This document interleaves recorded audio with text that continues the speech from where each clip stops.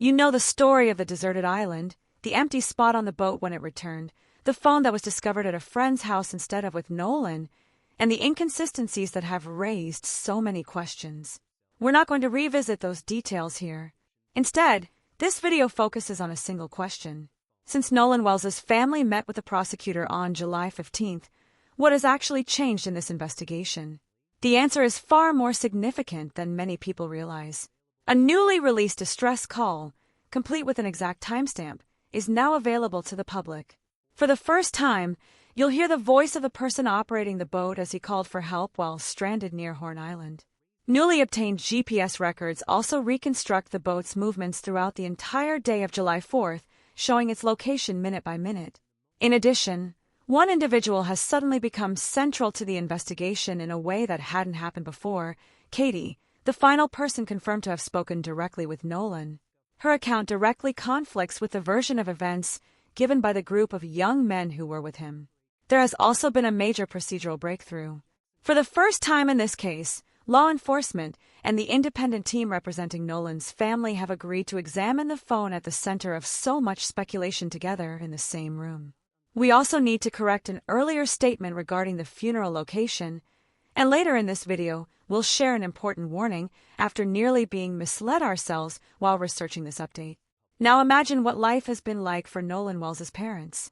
For 12 days, their son has been gone, and no one has provided them with a single official explanation of what happened.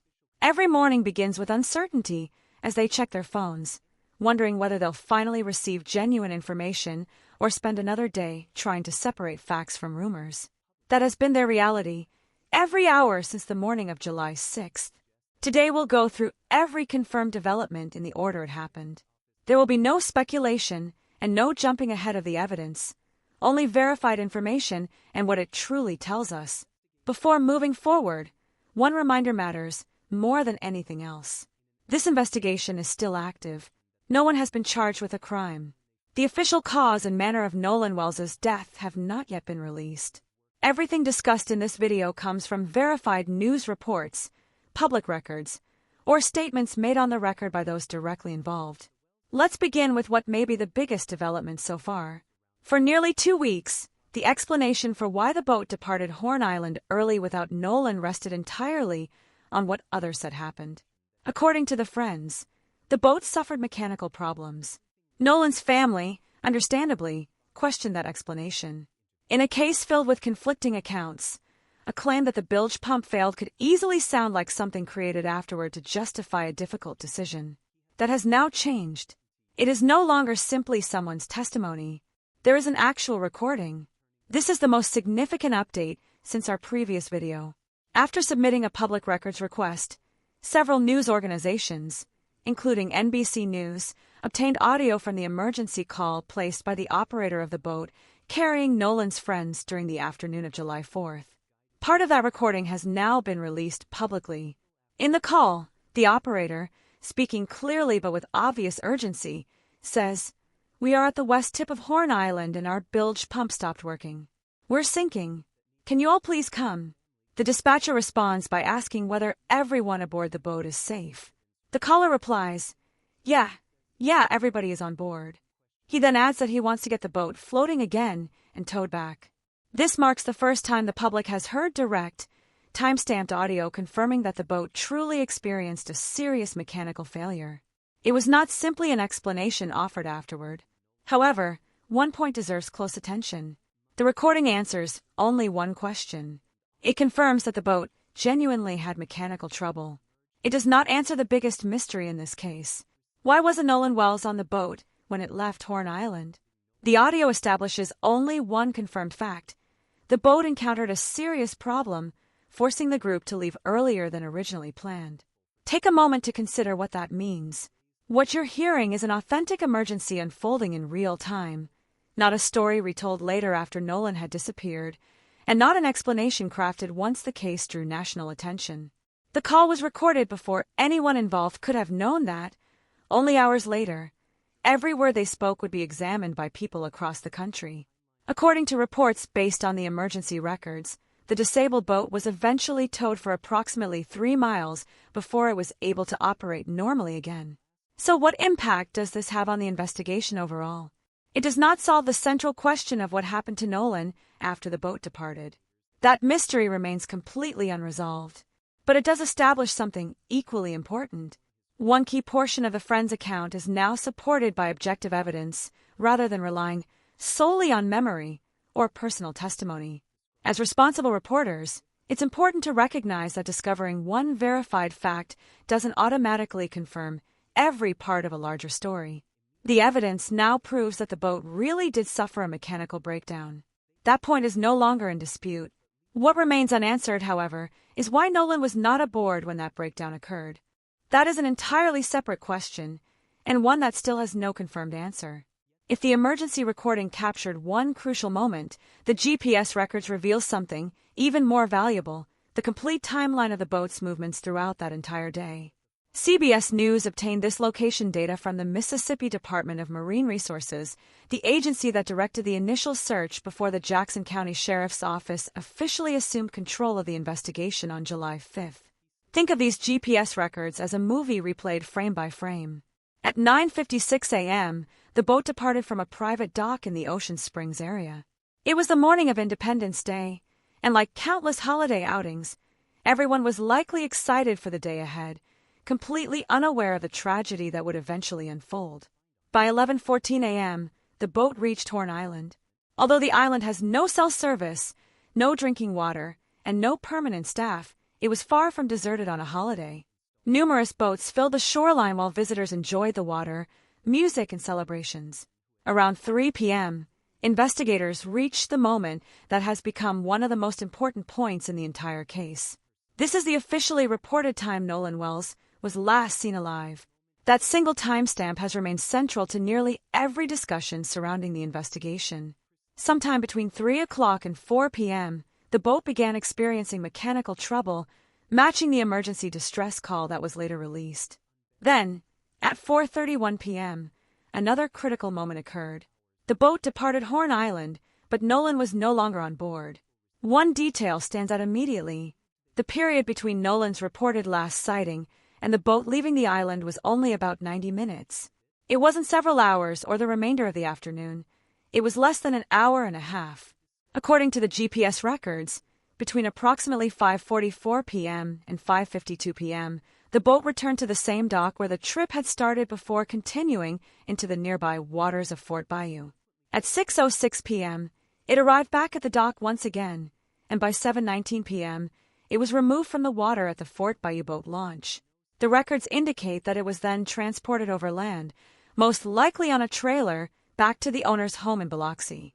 The Department of Marine Resources timeline ends at that point because responsibility for the investigation had officially shifted to another agency. One additional detail in those records is worth noting. Investigators confirmed that the boat's owner, his mother, and another individual who had been with Nolan that day have all been cooperating fully with the investigation. This fact should not be interpreted as evidence against anyone, nor should it be viewed as proof that anyone has been cleared. It is simply another verified piece of information, and in a case with so many unanswered questions, every confirmed fact matters.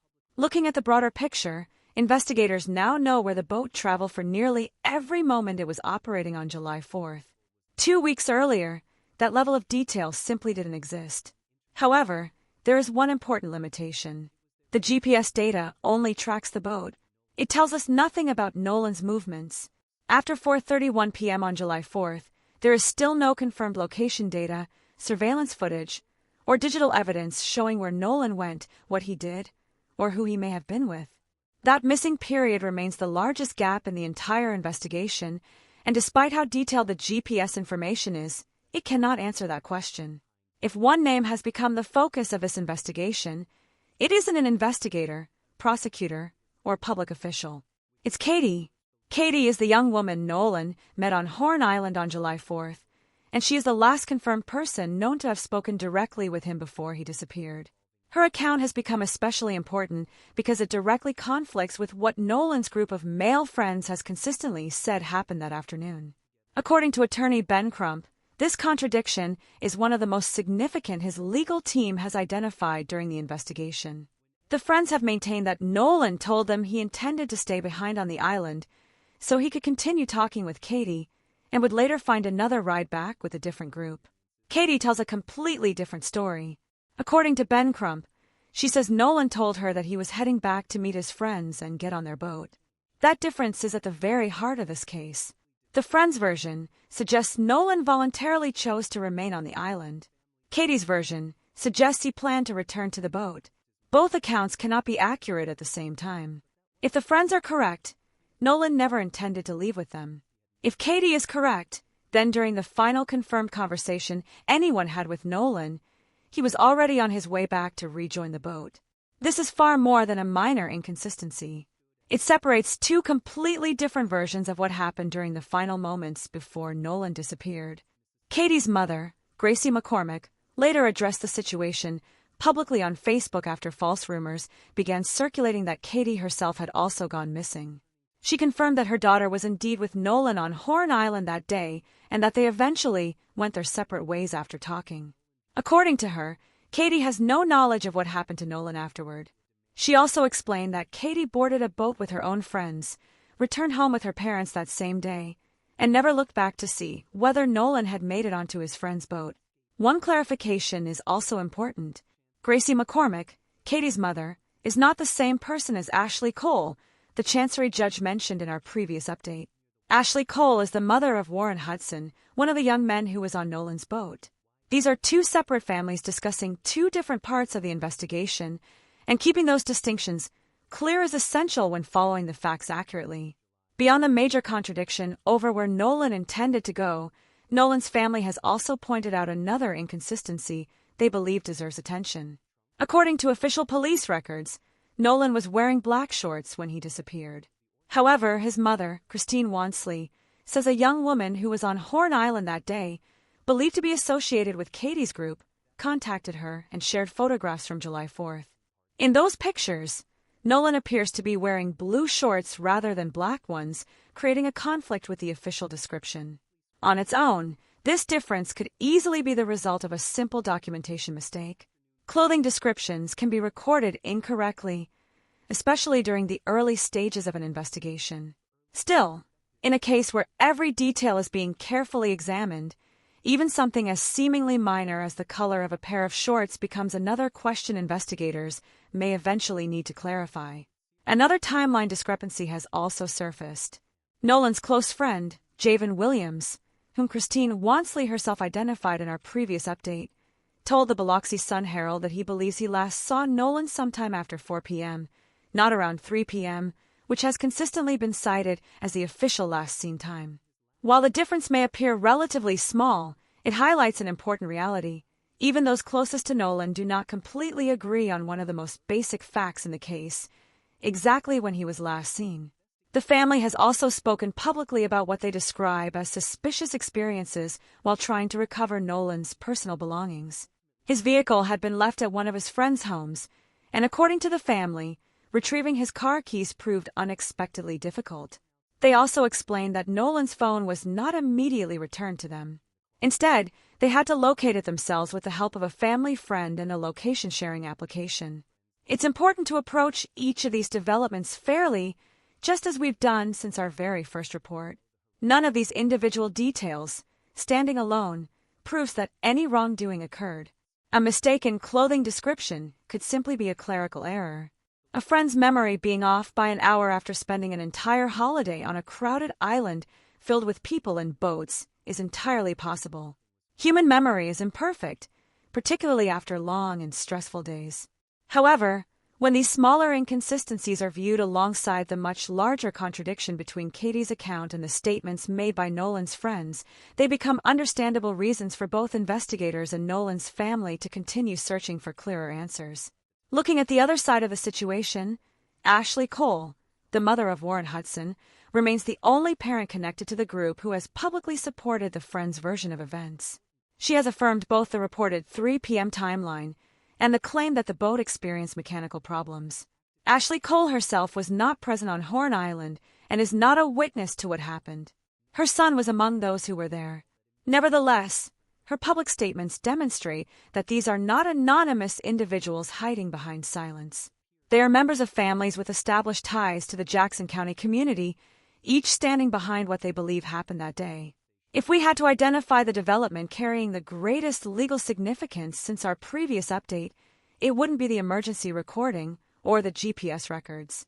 Instead, it would be what happened immediately after Nolan's family met with Jackson County District Attorney Angel Myers McElrath on Wednesday, July 15th. From the beginning of this case, one issue has remained especially troubling. Nolan's phone was never recovered with his body. It was located on the mainland in the possession of one of his friends. According to Christine Wansley, she had tracked the device herself using the family's location-sharing app. When she finally gained access to the phone, she discovered something that immediately raised more questions. Nolan's Snapchat account appeared completely empty. The account he regularly used to share photos and videos contained nothing from July 4th. For many people following this case, that remains one of its most unsettling details. Imagine being a parent forced to search for your child's phone after losing them, finally recovering it, opening the device in hopes of finding some clue about their last hours, only to discover that an entire day appears to have vanished. Following the July 15th meeting, investigators and the family's legal team reached an important agreement.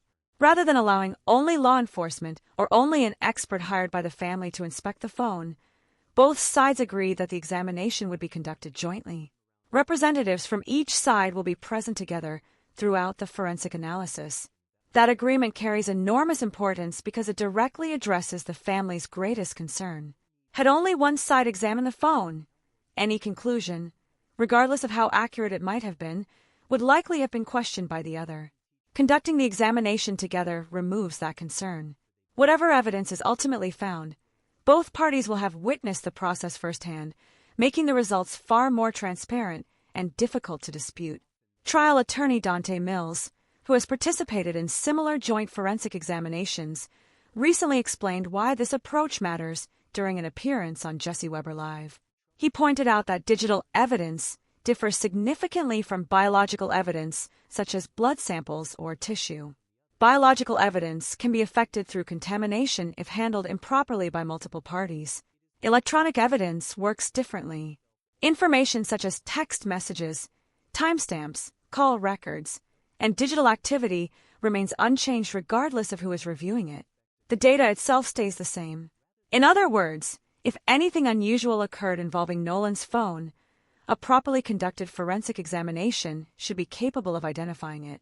Questions surrounding the missing Snapchat content have also become more significant as new information has emerged. A former FBI agent who was asked to explain the technical side of the investigation said that deleting content from a phone does not necessarily mean it disappears forever. Even if photos, videos, or messages are removed from the device itself, copies of that information often remain stored on Snapchat's own servers for a period of time. Investigators have legal tools available to preserve that evidence before it is automatically erased. One of those tools is known as a preservation letter, a standard legal request that requires a company like Snapchat to retain all potentially relevant data instead of deleting it under its normal retention policies.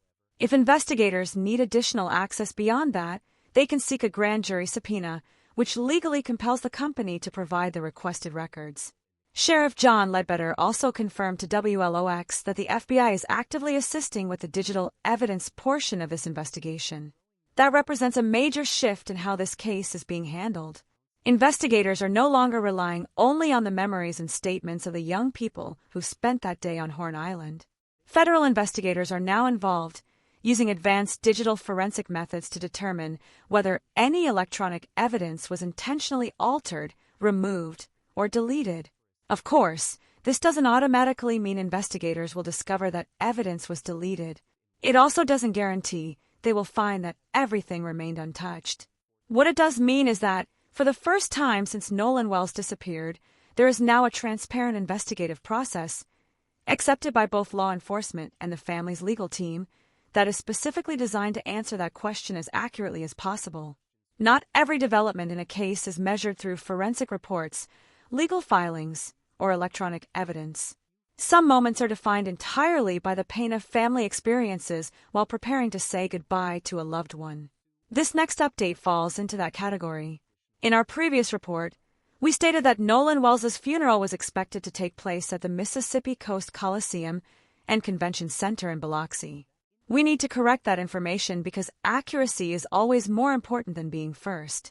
According to the latest confirmation provided by Nolan's family and attorney Ben Crump, the funeral will instead be held at Center Point Church in Ocean Springs, Nolan's hometown, on Monday, July 20th. Visitation is scheduled from 9 o'clock until 11 a.m., with the funeral service beginning immediately afterward. Reverend Al Sharpton, who has stood beside Nolan's family since their first press conference in New York, will deliver the eulogy. Attorney Ben Crump will also address those attending with remarks titled, "A Call to Justice." The family has also decided to allow members of the media to attend the service. For a family enduring such profound grief, that is not a small decision. It reflects the same commitment to openness and transparency they have demonstrated throughout the past 2 weeks, even during one of the most personal and painful moments of their lives. Following the funeral service, family and friends will gather at the Jackson County Fairgrounds. However, Christine Wansley has made it clear that she does not want this to feel like a traditional gathering after a funeral. Instead, she wants it to be a celebration of Nolan's life. She explained that Nolan would never have wanted everyone sitting together in sadness. Rather than focusing entirely on grief, she hopes people will remember the joy and happiness he brought into the lives of those around him. That statement says a great deal. Amid constant media attention, repeated press conferences, legal proceedings, and an endless stream of online speculation, Nolan's mother continues thinking first about what her son would have wanted. Her focus isn't on public expectations or outside opinions. It's on honoring the personality everyone says made Nolan unforgettable. Actor and filmmaker Tyler Perry continues covering all funeral expenses for the Wells family. Former NFL quarterback Colin Kaepernick is also continuing to fund the family's independent autopsy. As of the time of this update, however, the findings from that examination have still not been released. There is another subject we feel deserves special attention because it extends beyond the Nolan Wells investigation itself. It concerns the way information spreads during fast-moving, high-profile cases. While researching this update, we encountered several articles claiming that the family's independent autopsy had already been completed and that its findings had somehow been leaked. These reports contained highly detailed descriptions that initially appeared convincing.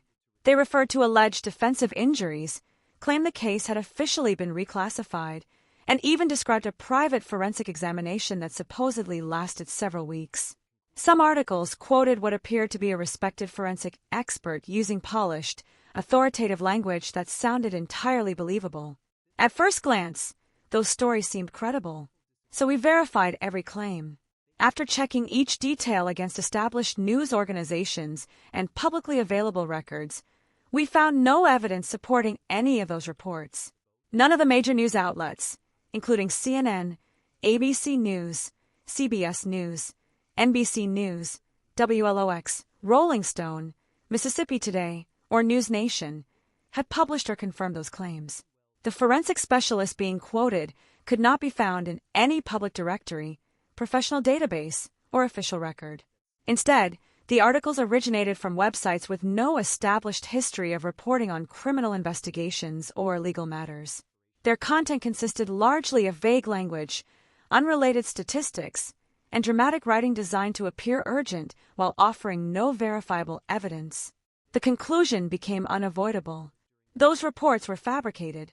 Whether they were created by individuals chasing internet traffic or produced using automated content generation tools, they had no factual foundation whatsoever. One reason we wanted to spend extra time discussing those false reports is because they illustrate how misinformation spreads during investigations like this. When a case captures nationwide attention but official updates arrive slowly, as they often do because procedures like toxicology testing can take weeks, an information vacuum is created. And whenever that vacuum exists, something eventually fills it. If verified facts are unavailable, speculation and fabricated stories often rush in to take their place. That is exactly what appears to have happened here. Articles were created around the very search terms millions of people were typing every day. Phrases like Nolan Wells autopsy results and latest Nolan Wells update. They looked like legitimate news, but they carried none of the responsibility that real journalism requires. Unfortunately, this is not the first nationally followed investigation to experience this problem, and it is unlikely to be the last. What makes this situation especially troubling is who ultimately pays the price. Nolan Wells' family is already carrying the unimaginable burden of losing their 18-year-old son, yet they have repeatedly found themselves forced to correct false information while still waiting for real answers about what happened. Instead of being allowed to grieve privately, they have had to spend valuable time responding to rumors that should never have existed in the first place. The misinformation has not stopped there. Attorney Ben Crump has publicly stated that AI-generated videos falsely portraying Nolan's mother, Christine Wansley, have begun circulating across social media. These videos imitate both her appearance and her voice, making it seem as though she is saying things she never actually said. Take a moment to consider what that means. A grieving mother is not only dealing with the loss of her son, but is also being forced to confront fake videos using her own likeness to spread fabricated statements. This goes far beyond ordinary online rumors. It represents a new form of technological manipulation targeting a family that is already enduring extraordinary pain. We are not bringing this up to encourage distrust of every report you encounter. Instead, we believe it reinforces the same principle that has guided every update in this series from the very beginning. As of the recording of this video, neither the official Mississippi State autopsy nor the independent autopsy requested by Nolan's family has been released publicly. If you come across articles or videos claiming those results have already been published, regardless of how convincing or detailed they appear, ask one simple question before believing them. Can the information be verified through a trusted and established news source? If the answer is no, there is a strong possibility the claims are false. With everything that has been confirmed so far, let's look again at the central questions that still remain unanswered. The first and most important question is one that continues to define this entire investigation. What is Nolan Wells' official cause and manner of death? More than 12 days after his disappearance, neither the state medical examiner's office nor the family's independent forensic team has released those findings. Until those reports become public, that question remains unanswered. The second major question concerns the time after the boat departed Horn Island. The emergency recording and GPS records now explain why the boat left earlier than expected, but they provide no information about what happened to Nolan afterward. From the moment he was last seen until his body was discovered on the morning of July 6th, there is still an enormous gap in the timeline. No evidence released so far has been able to explain what occurred during that missing period. The third question centers on Nolan's phone. Once the joint forensic examination is completed, what will investigators discover? Was Snapchat content intentionally deleted? If it was, can investigators recover that information from Snapchat servers? Because electronic data often leaves traces even after deletion, this may become one of the few questions that investigators can eventually answer with a high degree of certainty. The fourth unanswered question involves the conflicting statements made by Katie and Nolan's group of friends. Attorney Ben Crump has repeatedly described this as one of the most significant contradictions uncovered during the investigation. At this point, investigators have not publicly indicated which account is supported by the evidence, leaving one of the most important issues in the case unresolved. The fifth question concerns the legal process itself. When will this investigation be presented to a grand jury? At the time this video was prepared, no grand jury had been convened. Prosecutors have only stated that this will occur after the Jackson County Sheriff's Office completes its investigation. They have also emphasized that referring a case to a grand jury is standard procedure in many suspicious or unexplained deaths and should not be interpreted as proof that investigators believe a crime occurred. No official timetable has been announced for when that step will happen. The final question extends beyond the investigation itself. As recordings, GPS records, digital forensic examinations, and other verified evidence continue to emerge, will the pace of official legal developments ever be able to keep up with the speed at which rumors spread across social media? That is not a question evidence alone can answer. It is one that depends, in part, on how all of us choose to consume and share information in the weeks ahead. Looking back, the progress made over the past 12 days is undeniable. At the beginning, the public knew almost nothing beyond one heartbreaking fact, an 18-year-old traveled to Horn Island with his friends and never returned home.